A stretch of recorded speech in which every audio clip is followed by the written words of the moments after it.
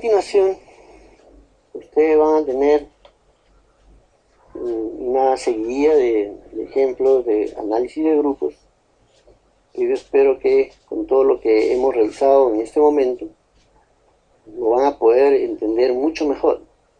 Esta seguidilla de ejemplos no son ejemplos teóricos o conseguidos en el gabinete o en la computadora, sino que son aplicaciones reales, en algunos casos hechos en una data de prospección, amplia prospección de muchos meses, casi más de un año, en la zona extremo sureste de la cordillera occidental, al suroeste de Puno. Y también hay unos ejemplos que ustedes van a ver que corresponden a la cordillera oriental, donde se hizo una exploración en un sitio muy complicado por la alta y tupida vegetación, pero se pudieron obtener datos sobre todo de escorrentías, y ahí van a ver que teníamos que sacarle el jugo a la información, y además de hacer el análisis multielemental, también habíamos hecho de algunos casos de afloramientos líticos rocosos, lo que se llama el análisis químico global o Whole Chemistry Analysis, que nos ha permitido añadir a estos ejemplos un caso que también combina elementos mayores con elementos menores y trazas. Secciones longitudinales contorneadas estructurales. Creo que este es un tema que merece un poquito más de atención, y por eso es que vamos a desarrollar algo más respecto a esto. Es bueno recordar que en el tema de yacimientos el aspecto estructural es sumamente importante, yo diría que crucial. Muchos de los aciertos en campañas de exploración y luego en campañas de desarrollo de las estructuras está justamente cuando esas estructuras mineralizadas son bien entendidas en su devenir, en su comportamiento mecánico, y esto se obtiene a través de un buen mapeo y una buena representación en secciones. Y a todo ello, que sean secciones, planos, producto del mapeo geológico, si le añadimos secciones longitudinales contorneadas, bien interpretadas, entonces vamos a tener una información muy importante, sobre todo, como dije, para redondear faenas de exploración y de desarrollo. Esto, si bien es cierto, tiene un sesgo marcado hacia lo que son betas, pero generalmente cuando hablamos de betas siempre estamos buscando aquellos sitios donde estas tienen engrosamiento, o estamos buscando los famosos clavos, o estamos buscando aquellas trampas, ya sea estructurales, geoquímicas o físicas en general, que han permitido que en determinados lugares de una corrida de una veta se concentre mayor volumen o mayor ley, o ambos, de una estructura mineralizada. Es pertinente observar lo que he tratado de resumir en esta vista, porque me parece que este tipo de cambio de rumbo, y también podría ser de usamiento, todo dependerá de que nos imaginemos si la imagen es una imagen vertical o un corte subvertical de una estructura transversalmente. Entonces estaremos viendo lo que estamos viendo, o nos podemos imaginar que es una proyección en planta, nuevamente de otra estructura, de tal manera que sea cual fuera el caso, funcionan para ambos. Y es muy importante recordar que las vetas, en primer lugar, no son planos estrictos, sino que tienen una serie de vicisitudes, como la que se muestra acá. Una cosa muy frecuente es encontrarse con un ramaleo que puede estar apuntando a la terminación de la estructura, y eso es lo que se conoce en nuestra jerga como cola de caballo. Pero también puede ser que en algunas ocasiones la veta se engrose, y se engrose simplemente por el hecho de que hay un ligero o algún tipo de cambio de rumbo, como lo que estamos mostrando en ese lente al centro de la proyección. Entonces, conviene saber dónde la veta cambia de rumbo o de deslizamiento si esto fuera una sección transversal a la veta. Y también, sobre todo, conviene reconocer si a lo largo de esta estructura nos está dando lo que llamamos un sistema pull apart, que generalmente lo que produce es un engrosamiento, un ensanchamiento notable de la estructura, y que generalmente no solamente viene acompañado de un mayor volumen de la veta, sino que también puede tener leyes más interesantes.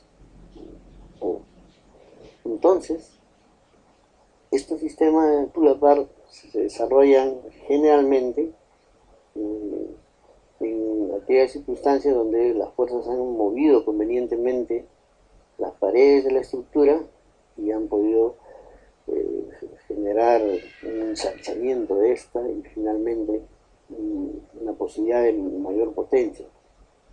Entonces, si nosotros hacemos uso de las secciones longitudinales contorneadas para proyectar en un plano, como hemos visto en alguna diapositiva anterior, las distancias a este plano de toda esta traza de la veta, estaremos entonces dibujando como si fueran unas curvas topográficas la zona de cambios de inclinación o de rumbo, y la zona donde hay una modificación o alejamiento del comportamiento supuestamente plano de la estructura. Esa es, creo yo, la mejor aplicación y la mejor posibilidad de utilizar un sistema de secciones longitudinales contorneadas estructurales. Y a eso se refiere.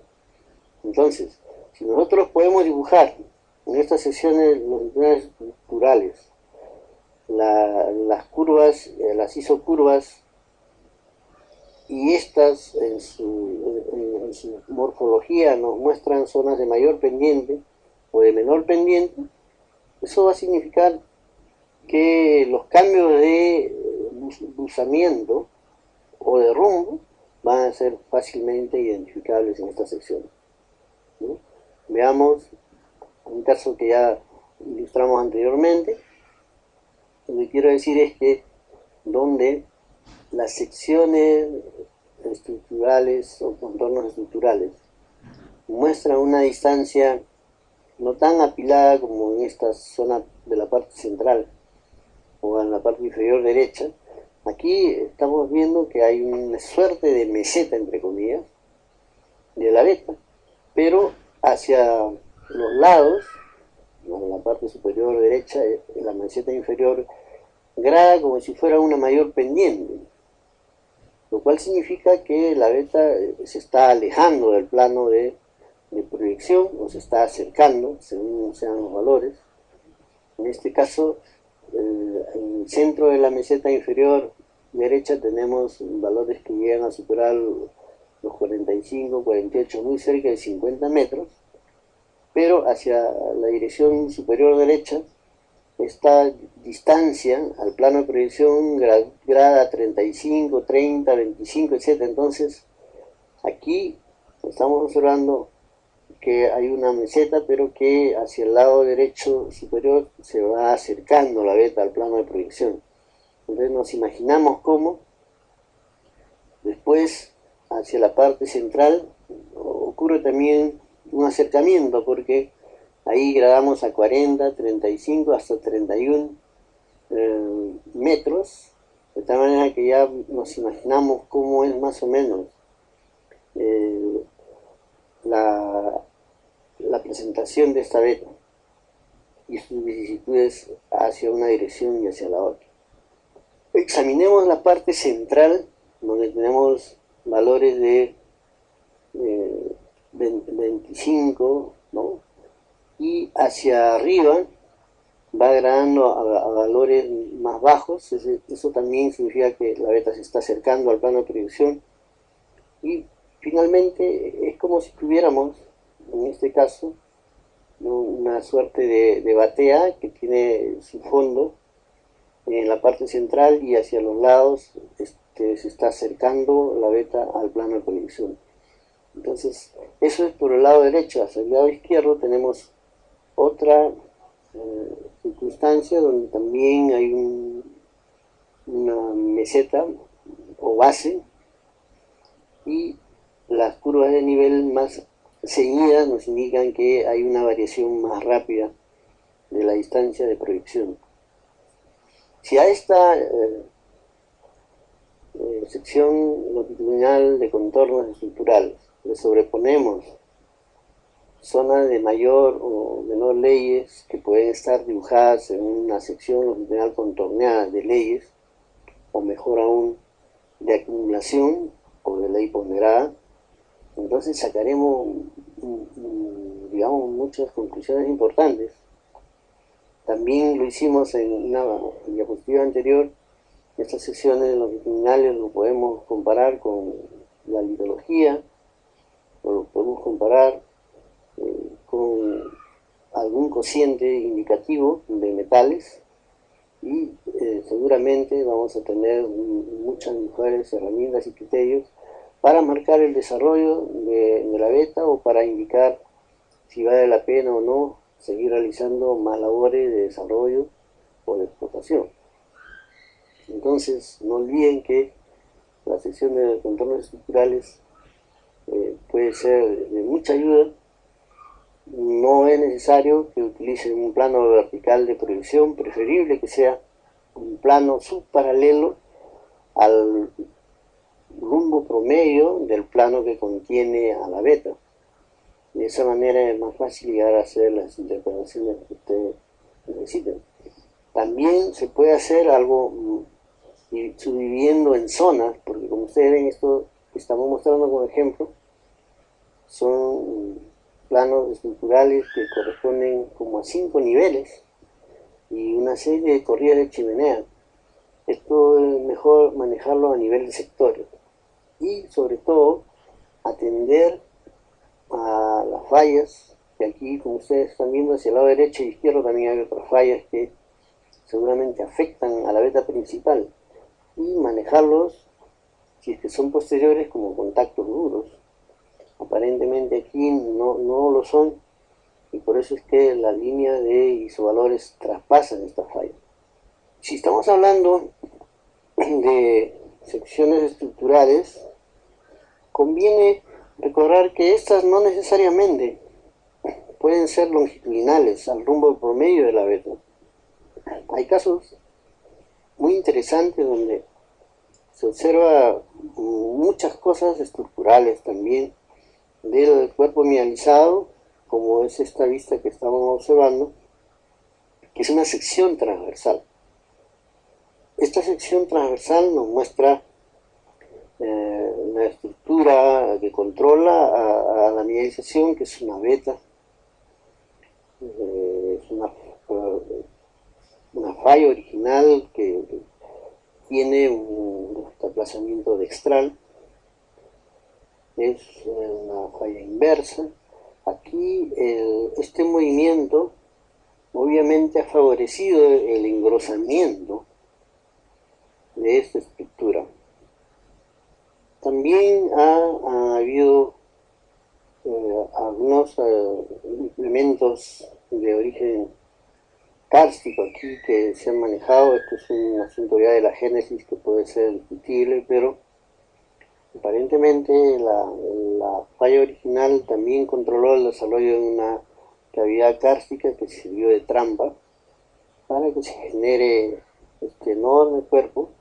Vean ustedes, la escala está abajo en 50 metros, que nos permite visualizar una estructura degradada en la parte inferior, donde está debajo del nivel 0, L0, y llegando incluso al nivel menos 40, desde donde se ha reconocido esta estructura, y estamos viendo cómo nivel a nivel se va engrosando y finalmente alcanza a la superficie donde está proyectado el tajo, ¿no? De una potencia que está alrededor de 20 y tantos metros. Entonces, en casos como este, donde hay una variación de la potencia de la estructura, conviene no solamente trazar secciones longitudinales contorneadas estructurales, como hemos mostrado en los casos anteriores, de un plano promedio de la estructura, sino aquí conviene incluso hacerlo de la caja techo y de la caja piso. Y habría, digamos, la posibilidad de ir viendo cómo se varían las distancias al plano de proyección de un límite superior y un límite inferior de la estructura mineralizada. Entonces ya depende del criterio de cada quien de utilizar esas herramientas de la mejor manera. En este caso, convendría también sobreponer a estas secciones estructurales una sección, digamos, de leyes, o mejor aún, de acumulación, que es justamente lo que también adjunto en la siguiente vista, que es la sección longitudinal este-oeste de la estructura que están ustedes observando, en un plano de proyección donde se está indicando las curvas isovalóricas del contenido de zinc en porcentaje. Entonces están todos los niveles que ustedes observan, habíamos visto en el corte transversal anterior, pero además está mostrando las zonas donde hay mayor concentración de ley, que observamos que hacia el lado derecho superior, hay una curva que encierra un lugar geométrico de encima del 20%. En la parte central está la parte central superior 30%. En la parte inferior también hay otro ápice de 30%. Entonces, todo esto, ploteando una curva de secciones estructurales, creo que valdría la pena de verificar qué es lo que ocurre. En todo caso, no es conveniente para otros usos el de aplicar secciones longitudinales contorneadas de leyes, como lo dije anteriormente. Mejor multiplicarla por la potencia, y aquí creo que hemos visto que la potencia varía de manera muy importante para tener un sentido más físico, aplicarle aditividad a las leyes que por sí solas no lo tienen. La potencia sí, pero la ley no. En cambio, la ley ponderada sí tiene aditividad y nos puede dar una idea más tangible, más física del contenido del metal en cada caso. Bueno, ya casi estamos llegando al término de la presentación de estas secciones longitudinales contorneadas. Hay posibilidad de plotear desde secciones longitudinales contorneadas de leyes, como el que están viendo, y también se plotean cosas más especiales, por eso se les llama SLC especiales, sección longitudinal de contenido de cadmio en esfaleritas, que es el caso que están observando. Esto fue hecho en las vetas Techo y Hércules, en la mina del mismo nombre. Para ello, lo que se calculó con espectrometría de emisión fue el contenido de cadmio en las esfaleritas. Y como ven, se puede plotear. Y es claro que el contenido de cadmio, en algún caso puede decir que está por encima de 75 ppm en la parte inferior, y que va disminuyendo hacia la derecha hasta valores que llegan a 40, y que va también disminuyendo hacia la izquierda, pero hacia la izquierda y hacia arriba, en una tendencia ya no horizontal como en el caso anterior. Estamos observando que llega hasta valores de menos de 40. Estas dos gradaciones se conjugan en la parte central para generar, digamos, un alto que está marcado por el eje de trazo subvertical, ¿no? De tal manera que nos da una visión de cómo varía el cadmio en las diferentes muestras de falerita que se llegaron a tomar, aprovechando de que aquí se tenía prácticamente 5 niveles más o menos desarrollados, algunos más que otros, y esto cae dentro de una categoría de CLC especial. En verdad, podemos plotear muchas variables. Lo más importante es tener el criterio de qué es lo que queremos medir, qué es lo que queremos interpretar luego con esa medición. Ustedes van a encontrar en la bibliografía, aparte de este ejemplo de cadmio en floritas, van a encontrar otros, ¿no? Aquí la interpretación es que se están marcando unas direcciones supuestamente de flujos. Toda la base de esa interpretación la pueden encontrar en la referencia que indico. Pero, por otro lado, como les decía, podemos plotear todo lo que requiramos que pueda ser útil. Como un ejemplo adicional y un ejemplo bastante antiguo, ustedes pueden ver que aquí hay dos secciones. La que está en la parte superior nos muestra carbonatos de diferentes especies, de los cuales se ha medido bajo el microscopio el índice del eje óptico N sub omega, que es el eje que coincide con el eje C de los carbonatos. Ese es el eje uniáxico de los carbonatos y permite medir el índice de los cristales, digamos, en esa dirección. Vamos a decir que es el índice menor, porque el índice mayor está en la dirección ortogonal y en el caso de carbonatos esta diferencia es muy grande. De tal manera de que esto se puede hacer de diferentes formas.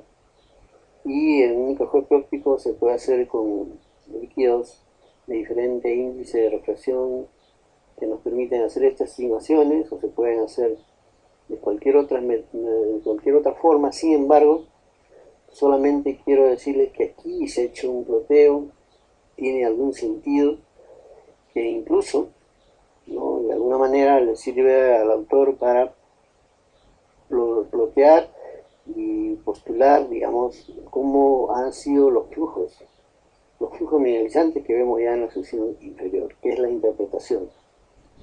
De tal manera de que podemos hacer uso de estas secciones ploteando las variables que nosotros quisiéramos en cada caso mostrar, siempre y cuando estemos seguros de cuál es la aplicación. Lo único que yo recomendaría es que siempre procuren, si es que estamos ploteando estos datos y queremos darle un sentido económico, tienen que usar variables aditivas. Y también finalmente recalco que es importante cuando estén haciendo el ploteo de cocientes metálicos haber hecho la caracterización mineralógica previa que nos demuestre si hay valores que están o no asociados, lo cual se puede verificar con el coeficiente de correlación lineal, y si esta correlación es alta y negativa, entonces seguramente ese par de elementos será uno de los mejores calificados para definir lo que está indicado acá, que lo han encontrado por otro medio, que es la dirección de flujo. Porque cuando tengamos un elemento que disminuye mientras el otro aumenta en profundidad, seguramente tenemos la mejor pareja para hacer un cociente que nos indique convenientemente los flujos. No es recomendable hacer cocientes de todos los elementos por todos los elementos. Lo que hemos visto hasta ahora es más o menos métodos de agrupamiento, cómo podemos subclasificar variables cómo podemos nosotros juntar datos para poder tener una mayor claridad o para interpretar cuál es el motivo por el cual estos datos pueden estar asociados y cuál es su interpretación final. Ahora vamos a ver algo un tanto opuesto. Quiere decir, nosotros ahora vamos a tratar de más bien discriminar. Vamos a tener una población de información, de datos de una o más variables, y nosotros necesitamos tener criterios que nos permitan separar esta información, discriminar un subgrupo de otro. Eso es lo que se conoce como análisis discriminante.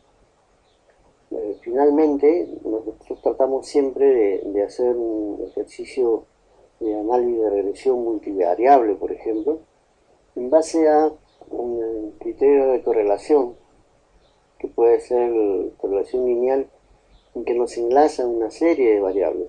Acá también vamos a hacer lo mismo, pero en este caso, en lugar de encontrar una expresión lineal, que puede ser una recta, como en el caso del análisis multivariable de regresión, aquí lo que se trata de encontrar también una forma lineal de indicar cómo podemos diferenciar una subpoblación de la otra.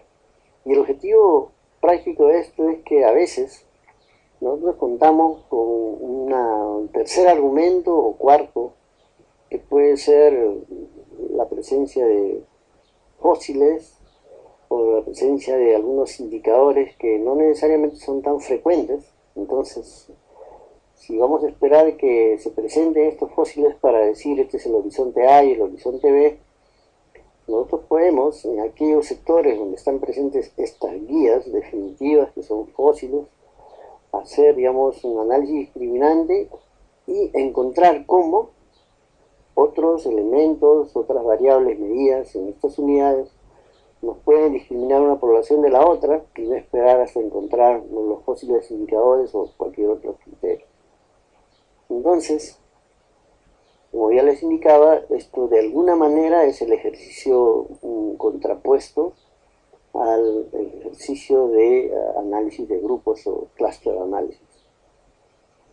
Tratamos de separar grupos o subgrupos y observando una adecuada disposición relativa de las características que nosotros creamos que son relevantes de cada subgrupo potencial.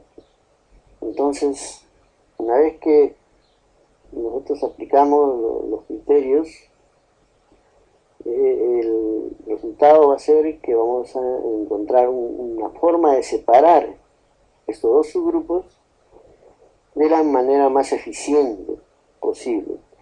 Seguramente el límite marcado no va a ser tan drástico que nos ponga a un lado todos los componentes o de miembros de un subgrupo y al otro lado los otros.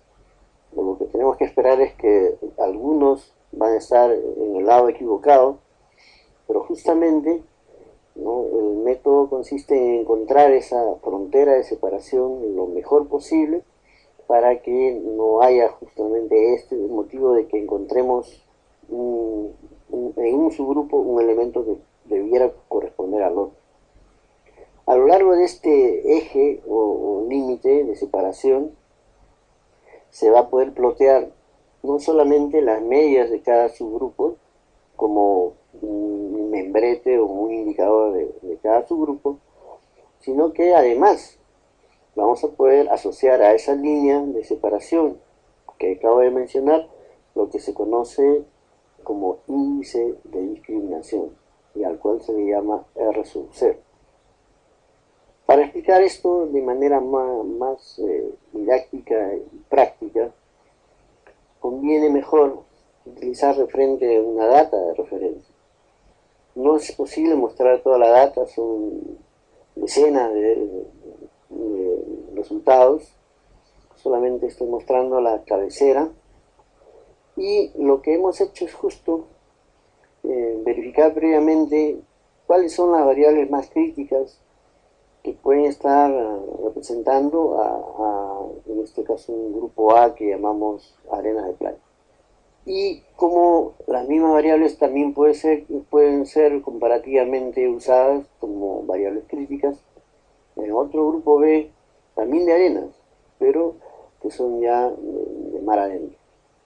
Entonces, el objetivo es ver cómo podemos encontrar algún criterio que nos diga: esta es la separación entre estas dos entidades, grupo A y grupo B.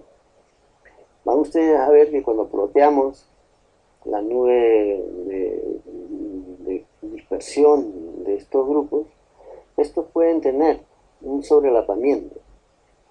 Y felizmente que este sobrelapamiento es posible de verlo de diferentes ópticas, y al tener esa posibilidad vamos a tratar de encontrar cuál es la forma de ver estas nubes que me permite a mí separarlas o discriminarlas lo mejor posible.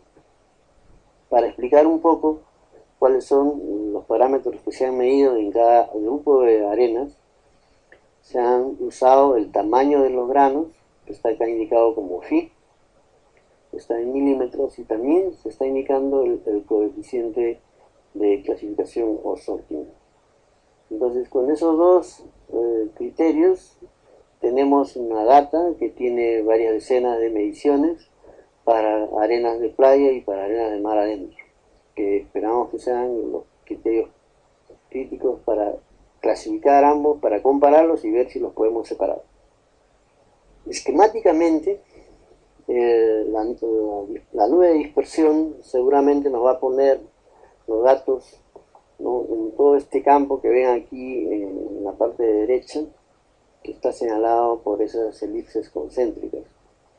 Aquí esta dispersión nos junta a las dos subpoblaciones de tal manera de que vamos a reconocer que hay una sobreposición. Esta sobreposición o sobrelapamiento va a ser visualizado si es que nosotros estuviéramos proyectando las respectivas distribuciones en un eje de la Y, como está en el caso del lado derecho de la figura. Y también esa sobreposición se va a observar si estuviéramos proyectándola en el eje de la X, como es en la parte inferior. Las dos distribuciones van a tener sus campanas de distribución, que aquí estamos asumiendo que son normales, no necesariamente tiene que ser así. Pero lo que me interesa remarcar es que están sobrelapándose, y esa zona de sobrelapación está indicada en el sachurado entrecruzado, donde la cola de uno se mezcla con la otra, que en un caso estamos denominando X2, y en el lado izquierdo inferior estamos denominando como X1. Entonces hay sobrelapamiento y nosotros queremos encontrar de qué manera podemos evitar o minimizar este sobrelapamiento y encontrar esa posibilidad y en qué dirección la podemos trazar. Entonces vamos a ver que la línea de proyección donde podemos obtener esta separación o un mínimo sobrelapamiento es lo que se denomina línea de la función discriminante, que ya está indicada acá en este esquema que estamos mostrando. Es lo que se ha dibujado en la parte superior izquierda del gráfico, en la cual, por la disposición de las dos distribuciones, en esta proyección es donde obtenemos una mejor separación de ambas subpoblaciones. Entonces a esta línea de proyección se le está denominando línea de la función discriminante. Entonces, esto es muy esquemático y lo pueden ver en cualquier libro de estadística. Vamos a mostrarlo mejor con el ejemplito, usando los datos que hemos mostrado anteriormente.